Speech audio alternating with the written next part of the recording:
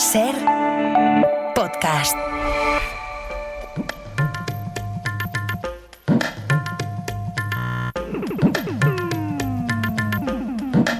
En la cadena Ser, Punto de Fuga. Con Pablo Morán. Hola a todos, bienvenidos a Punto de Fuga. Armarse hasta los dientes es la consigna que se defiende en Europa ante los cambios que se están produciendo a nivel global y que nosotros hoy queremos poner sobre la mesa, con datos y con la opinión de personas que conocen cómo funciona esa industria de la defensa, poco dada la transparencia, como sabéis, y en la que hay claros ganadores, como os vamos a recordar. Y también hablaremos con quienes plantean dudas sobre ese plan de rearme de 800.000 millones de euros que han respaldado los 27 países de la Unión Europea. ¿Es la única salida o hay alternativas? Fact is that Europe is facing a clear and present danger. And this is why I presented the Rearm Europe plan today to the leaders. A plan to give Europe the military capability that it needs to face today's threats. Sobre la guerra de Ucrania sobrevuela por primera vez desde el inicio de la invasión la palabra paz, con muchos matices sobre cuál es el camino para llegar hasta ella. Ahora bien, por el camino, la guerra ha llevado a este país a ser el mayor importador de armamento del mundo, un negocio en el que hay un claro beneficiado, que es Estados Unidos. Antonio Martín, ¿cómo estás? Hola. ¿Qué tal, Pablo? El Instituto de Estudios para la Paz de Estocolmo, que es el mayor organismo independiente del mundo que monitoriza la venta de armamento, ha actualizado las cifras de los últimos años y alerta de la dependencia cada vez mayor que tiene Europa del armamento estadounidense. Sí, la verdad que los mensajes contra el desarme o a favor de la paz están cada vez más en franca minoría. Triunfa el militarismo y estas cifras lo demuestran. Los países europeos que forman parte de la OTAN han duplicado la compra de armas en los últimos 5 años con respecto a los 5 previos, con la invasión de Ucrania y la amenaza posterior de Rusia sobre el este y el norte de Europa como las claves. Estados Unidos es el gran distribuidor de armamento para todo el mundo, también para Europa. El 64% del equipamiento militar del continente procede de Washington, una dependencia que va a seguir yendo a más por los pedidos pendientes aún por recibir, por ejemplo, centenares de aviones que está fabricando aún Estados Unidos. Una tendencia que también respalda Francia porque, ojo, es el segundo mayor vendedor de armas del mundo ahora mismo, por lo que los mensajes de Emmanuel Macron, convertido en una especie de líder militar europeo que venimos escuchando las últimas semanas, pues esconden en realidad otros intereses. Il nous faut nous équiper davantage. Es necesario que nos equipemos para fortalecer nuestra posición defensiva, para la paz y para disuadir. Y en este sentido seguimos totalmente alineados con la OTAN y con los Estados Unidos. États-Unis d'Amérique. Y con París-Berlín, porque el futuro gobierno de Alemania va a ir en la misma línea también. Olaf Scholz ha sido más contenido en sus mensajes públicos sobre la compra de armas o su distribución posterior para la resistencia ucraniana, por ejemplo, pero el futuro canciller Friedrich Merz avisa. Debemos obtener todo el equipamiento militar que necesitamos para nuestro ejército y estamos ahora mismo en ello. Necesitamos sobre todo una mejora en todos los ámbitos. Es tan importante como hablar de dinero o de los objetivos de gasto en términos de Producto Interior Bruto. Como decías, Ucrania es ahora mismo el mayor importador de armas del mundo. Destaca, por ejemplo, también en este informe del SIPRI que el mayor socio de Estados Unidos es Arabia Saudí. Y hay otros puntos destacados del informe. El descenso del más del 60% de las ventas de Rusia, muy afectado este país por las sanciones internacionales, o el retroceso también de las cifras de China, en este caso porque ahora Pekín fabrica mucho más armamento por sí mismo. También la confirmación del rearme de los países de Oriente Medio o de la venta de armas por parte de Corea del Norte a Rusia para su uso posterior en el frente de Ucrania. Estas son las cifras globales, cifras, datos, información que conocemos gracias a este informe de referencia del Instituto de Estudios para la Paz de Estocolmo, de un sector que ya sabéis y lo destacamos aquí muchas veces, que destaca precisamente por su falta de transparencia, y nos ha parecido especialmente relevante destacarlo por el actual contexto del debate del rearme en Europa. Pero Antonio, merece una especial mención España, ¿no? Es cierto que es el país de la OTAN que menos gasta en defensa, pero en cambio figura entre los que más incremento porcentual de venta de armas registra en lo que llevamos de década. Así es, un incremento de un 29%, así que en términos porcentuales es más que la las dos grandes potencias exportadoras de armamento que venimos contando, que Estados Unidos o que Francia. España es el 9º exportador a nivel mundial y ahora mismo el principal suministrador de ejércitos y de ejércitos de la OTAN, como los de Canadá, Turquía o Bélgica, el segundo de Arabia Saudí o el tercero en el caso del ejército británico. A pesar de estos datos, la ministra de Defensa, Margarita Robles, ha intentado hacer otra lectura. Y no es correcto quienes intencionadamente hablan de gasto armamentístico. No, el gasto en seguridad y el gasto en defensa es mucho más que gastar en armamento, es gastar en seguridad, es gastar en muchísimos ámbitos y España va a cumplir sus cometidos. Bueno, pues en este momento hay más de 500 vehículos blindados y 3 barcos de guerra de fabricación española que están pendientes de entregarse a otros países. Eso sí, España no figura entre los 40 mayores importadores de armamento, aunque sí que el Ministerio de Defensa ha confirmado que este año va a destinar 200 millones de euros a la compra de drones, 122 millones a la de aviones o 130 millones de euros a proyectiles. Vamos a hablar enseguida de esa relación que establecía la ministra entre defensa, entre este rearme de Europa y la seguridad del continente. Una relación muy interesante que vamos a debatir enseguida. De momento, gracias por la información, Antonio. A ti, Pablo. Albert Caramé, director de Fundipau, ¿qué tal estás? Gracias por acompañarnos, Albert. Hola, ¿qué tal? Bueno, acabamos de repasar las cifras de este nuevo informe, el informe anual SIPRI del Instituto Internacional de Estudios para la Paz de Estocolmo, como decíamos, referencia en lo que representa el comercio de armas mundial. Y vemos claramente que hay un gran beneficiado de este comercio, ¿no? Que es Estados Unidos. Es el gran beneficiado al menos de las compras por parte de Europa en los últimos 5 años, Albert. Pues sin duda, ya viene jugando de las últimas décadas un rol hegemónico y siempre ha estado en disputa con Rusia. No es únicamente la dependencia con los países europeos de la OTAN que le hace marcar esta hegemonía, sino también el declive de Rusia debido a las sanciones internacionales. Rusia tenía un volumen de exportaciones cercano al 21% en el quinquenio anterior, que se ha reducido hasta el 8%. Este declive también beneficia a los Estados Unidos y le hace mantener a su administración y a su industria, donde las 50 principales potencias industriales proceden de los Estados Unidos, en esta hegemonía imperante. Claro, es que estos datos, Albert, lo que nos han sugerido después de conocerlos el pasado lunes es si este llamamiento que está haciendo Trump para que los aliados de la OTAN inviertan más dinero, gasten más en defensa, ¿no será que es que también quiere hacer negocio con la seguridad en Europa, Albert? Después de ver estos datos que refleja el SIPRI, digo. Sin duda, creo que hay que ir incluso un paso más allá en esta guerra comercial que se está lidiando.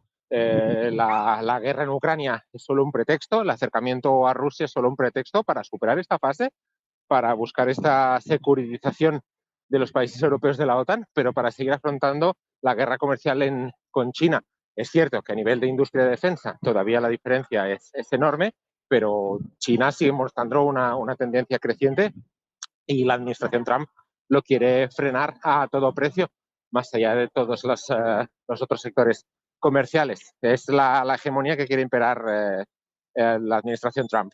Claro, porque ahora mismo, Albert, una de las cuestiones que se están planteando es que, bueno, Europa, su industria militar tiene que coordinarse mejor, ¿no? ¿Qué capacidad real tiene la industria militar europea para suplir estos suministros que recibimos por parte del sector de Estados Unidos?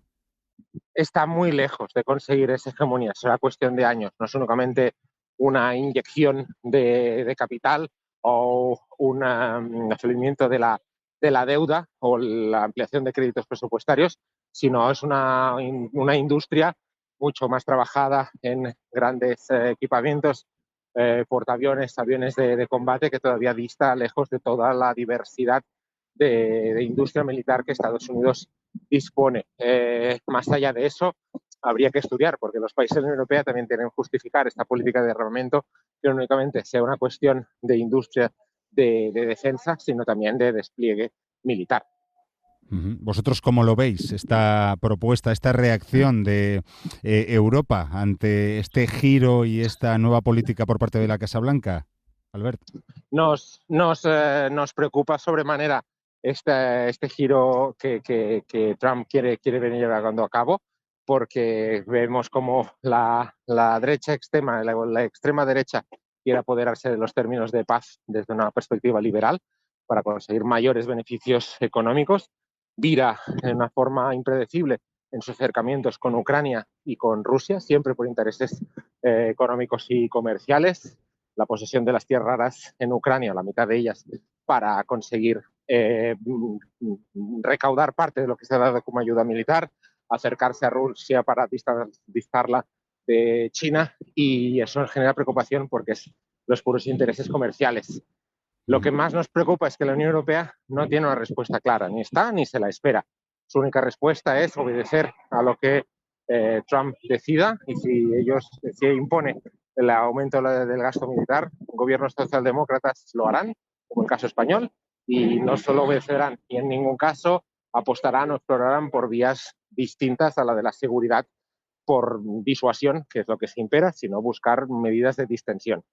Pero falta debate, ¿no, Albert? Porque el debate se está planteando casi como la única alternativa es rearmarse o dejarnos a los pies del enemigo, ¿no? O del agresor, que en este caso sería Rusia. Así es. ¿Cuánto de verdad hay en esa dicotomía, no? Y iría más allá, por supuesto. Este es uno de los puntos del debate. O nos armamos o viene el lobo feroz. Y me cuesta creer que 27 países en la Unión Europea, todo un sector de la diplomacia y fondos de la paz y la estabilidad se usen para la disuasión y no para la distensión. No es un personaje de agrado el de Vladimir Putin, pero si no construimos una Europa con Rusia, tendremos muy difícil nuestro venir en los próximos días. Más allá de eso es el debate que también se da en España. ¿Cómo se va a dar este aumento del rearme? Estamos en unos años con una crisis imperante de deuda, en casos como España con los presupuestos prorrogados, y queda muy claro que no únicamente es un debate de cifras, de gasto más en defensa para gastar más en gastos sociales, sino de dónde saldrá esto, más allá de eso, cómo concebimos la seguridad hoy en día. Claro, y quiénes se benefician, ¿no? Ya hemos hablado de Estados Unidos, de cómo se puede beneficiar su industria militar de todo este rearme, pero en Europa también hay actores que también pueden pescar, ¿no?, de este río revuelto. Por ejemplo, Francia, ¿no?, tiene una industria armamentística bastante potente. Francia es quien está ganando este peso, pasa a la segunda posición en el cómputo global, la clasificación de las exportaciones. Quiere usar su armamento, su arsenal nuclear como paraguas de protección y ganar legitimidad geopolítica a nivel internacional tras la pérdida de su legitimidad con la relación que tiene con sus antiguas colonias, y quiere jugar este peso preponderante, y los restos de países no saben ir más que a remolque de eso, y vemos como tantos otros países siguen con el aumento del gasto militar, la restauración del servicio militar y una hegemonía que no nos lleva a ninguna parte. La restauración del servicio militar, tú mismo lo has dicho, que ya se está introduciendo en muchos países de la Unión Europea. Albert Caramés, presidente de Fundipau, muchísimas gracias por acompañarnos. Gracias a vosotros.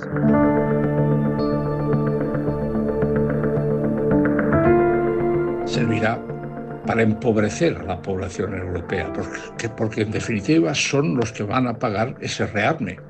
Porque se haga de un modelo o de otro, se haga con bonos del Banco Central Europeo, sea una deuda mancomunada entre todos los países europeos del presupuesto de la Unión Europea, o sea con recortes en otras partidas de los presupuestos nacionales, al final lo vamos a pagar entre todos los europeos. Y además con un hándicap que quiero que quede claro. El gasto militar en armamentos es un gasto deficiente que perjudica a la economía real, a la productiva, porque las armas no son bienes de consumo. Las armas no corren por el intercambio entre los ciudadanos. Nadie puede comprarse un submarino, un tanque o un helicóptero de combate o un avión de combate. Por lo tanto, solo beneficia a un sector de la economía, la industria militar. Y además, ¿quién es el comprador de esas armas? Solo los Estados. Esta es la opinión sobre ese rearme europeo de Pere Ortega, investigador del Centro DELAS, de Estudios por la Paz. Y vamos a sumar una voz más, la de alguien cuya trayectoria ha estado íntimamente ligada a la diplomacia, incluso ocupando cargos en Naciones Unidas, representando a España. Actualmente es diputado por el grupo parlamentario Sumar. Estamos en línea con Agustín Santos. Gracias por acompañarnos, Agustín. Buenos días, encantado de estar con vosotros. Alguien con una carrera como tú, tan ligada, ¿no?, al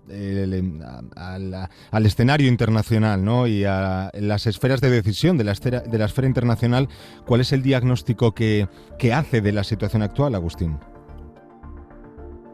Bueno, la situación actual tiene que partir del hecho de que tenemos una administración Trump que tiene como política cambiar el orden internacional y reconstruir su hegemonía sobre la base de sustituir el sistema multilateral que se construyó desde 1945 por un sistema unilateral y hacer pesar ese sistema unilateral en una balanza de poderes, en un equilibrio multipolar con otras potencias nucleares. Claro, ¿y de qué manera está utilizando a Europa para ese fin, para ese objetivo, Agustín?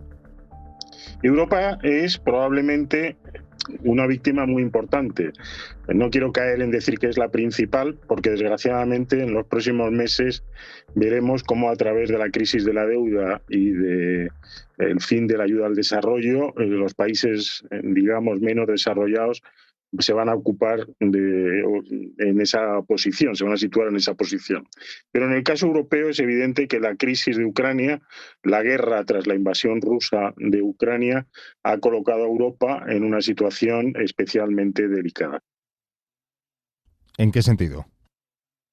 En el sentido en que las garantías que tenía de seguridad, que eran heredadas de la división en bloques de la Guerra Fría y de la cláusula de seguridad nuclear de la OTAN, el artículo 5, de acuerdo con las declaraciones de Trump, han dejado de estar vigentes. Claro. Y la respuesta a esto, Agustín, es el plan de rearme que ha propuesto la Comisión Europea y que venimos comentando en el programa de hoy.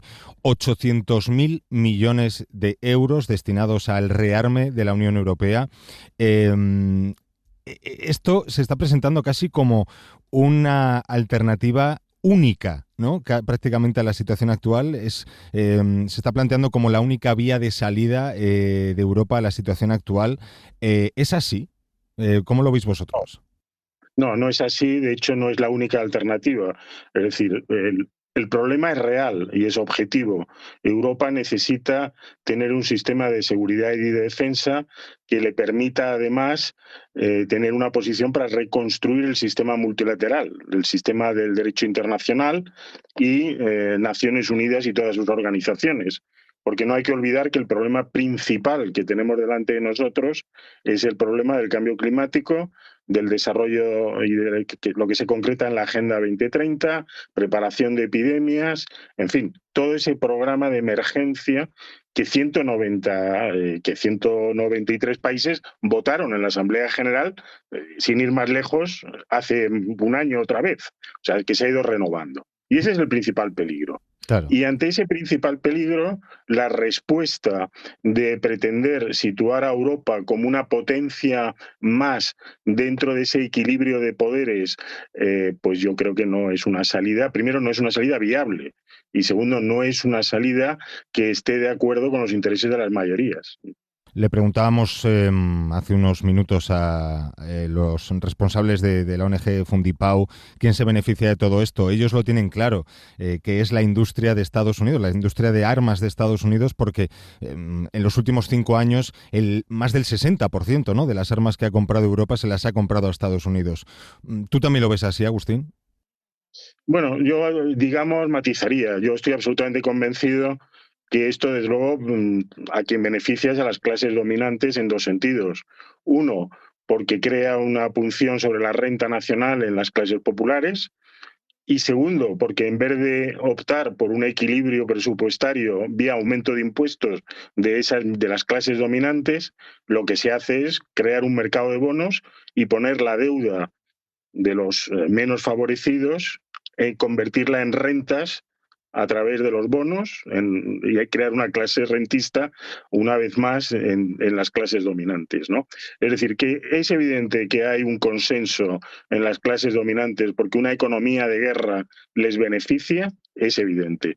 Que vaya a ser Estados Unidos, yo creo que ahí es donde se produce uno de los choques de intereses. O sea, lo que estamos ante lo que estamos es ante un choque de intereses de la clase dominante de Estados Unidos, que claramente tiene dos objetivos en política internacional muy definidos. Uno es reequilibrar su poder económico reduciendo, digamos, su déficit comercial y el segundo punto es la contención de China.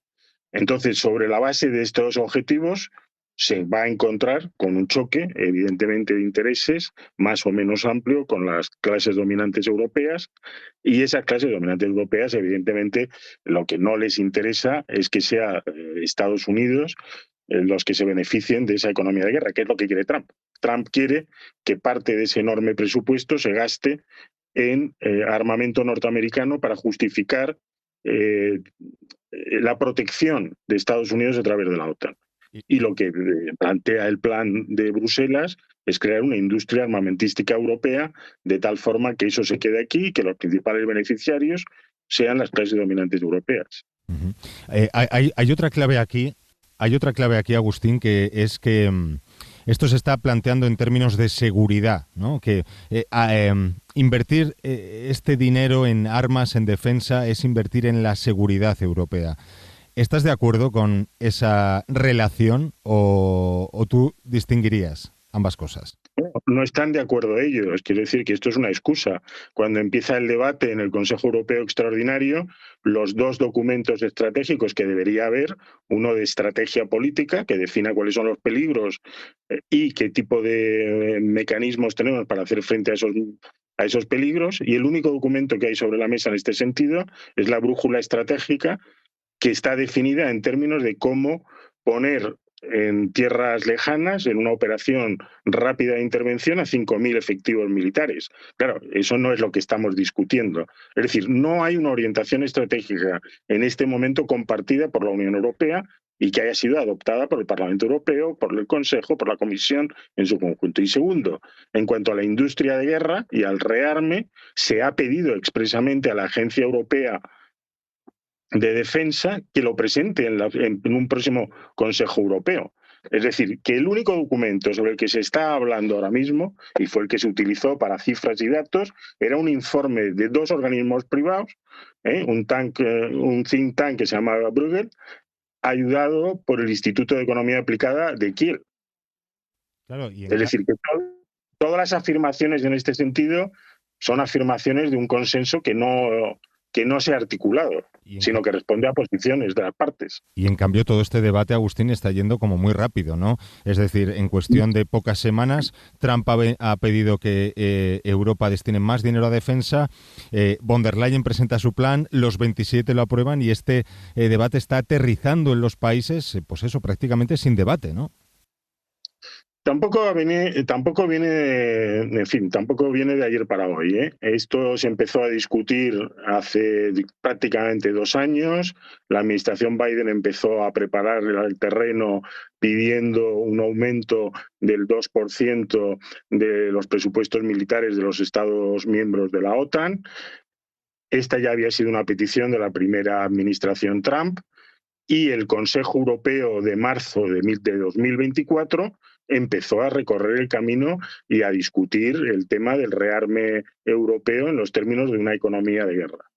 Es decir, lo que no ha habido sido durante este año ningún interés en llevar el debate a los organismos democráticos de la Unión Europea, a los parlamentos nacionales y al Parlamento Europeo. Y de pronto nos hemos encontrado con el Consejo Extraordinario, porque el Consejo Extraordinario Europeo ha venido desencadenado por la escena del diálogo del despacho Oval, en la que Trump amenaza a Ucrania de la manera en que lo hace. Y eso es lo que desencadena finalmente la catarsis, que desencadena la reacción del Consejo Europeo. Pero esto no es un debate que comenzó hace unas semanas. Es un debate que se viene arrastrando desde hace, en el caso europeo, por lo menos 1 año. Son malos tiempos, ¿no, Agustín, para, digamos, promover la paz sin armas? ¿O cómo lo ves tú? No, yo creo que la seguridad y la defensa es un bien común europeo.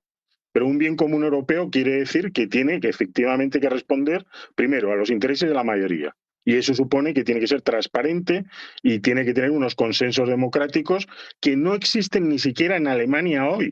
del que depende el tribunal, de las decisiones del Tribunal Constitucional alemán, con el, por ejemplo, levantar la cláusula del freno de la deuda en la Constitución, dependerá que el resto de la Unión Europea pueda aplicar esto que el Consejo Europeo Extraordinario cree que es tan fácil y tan abierto. Y no hay todavía decisión del Parlamento alemán en este sentido. O sea, esto para empezar. La transparencia es importante. La segunda cuestión es que esta propuesta que nos hacen económicamente debilita la cohesión social de la Unión Europea. Va a crear inflación, crisis económica, recesión. Sobre la economía de guerra lo sabemos casi todo desde la primera gran obra de Keynes en este sentido. Después, hay un problema, es que divide a la Unión Europea, porque a pesar de lo que se habla del del rearme europeo, hay una dependencia de Estados Unidos que no se puede sustituir de un año para otro, ni siquiera de un ciclo industrial para otro. O sea, ni siquiera en 10, 15 años con una política sistemática seguida tendríamos las posibilidades de efectuar la transición en su conjunto para no depender de Estados Unidos. Es decir, que no es eficaz en términos cortos, incluso para los objetivos y en la narrativa que lo propone la Comisión Europea. Y después hay un peligro. Sí. Dime, termina, Agustín. No, y el último punto, que hay un peligro importante. Va a dividir a los Estados miembros de la Unión Europea en dos bloques. Unos, los que ven que la amenaza rusa es inmediata, es decir, todos los países de la línea de frente, Polonia, Finlandia, Rumanía, Bulgaria, etcétera, etcétera, que después de lo que ha pasado en Ucrania, que prácticamente lo que estamos viendo es un reparto entre Putin y Trump de lo que queda de Ucrania, de las riquezas ucranianas. Entonces, todos estos países de la línea de frente van a optar por mantenerse en el marco de la OTAN, por mantenerse en el marco de las seguridades europeas. Y los que piden más autonomía, al final se van a encontrar con un debate con ese otro grupo de países sobre si pagar la cuota de protección a Trump o desarrollar de verdad su propia autonomía. Es decir, la propuesta de la Comisión está llena de contradicciones internas que hacen que ese plan sea muy poco viable. Y sin embargo, no tenemos todavía sobre la mesa, pero hay que plantearlo, y yo creo que esta es la tarea de un gobierno progresista, una alternativa multilateral, una alternativa que opte por la diplomacia, que opte por la preparación de seguridad y de defensa en términos acordes con una política estratégica de defensa, y con multiplicar las alianzas políticas, reconstruir lo que es el mecanismo multilateral que Estados Unidos quiere bloquear. Agustín Santos, muy interesante tu punto de vista. Muchísimas gracias por acompañarnos en Punto de Fuga.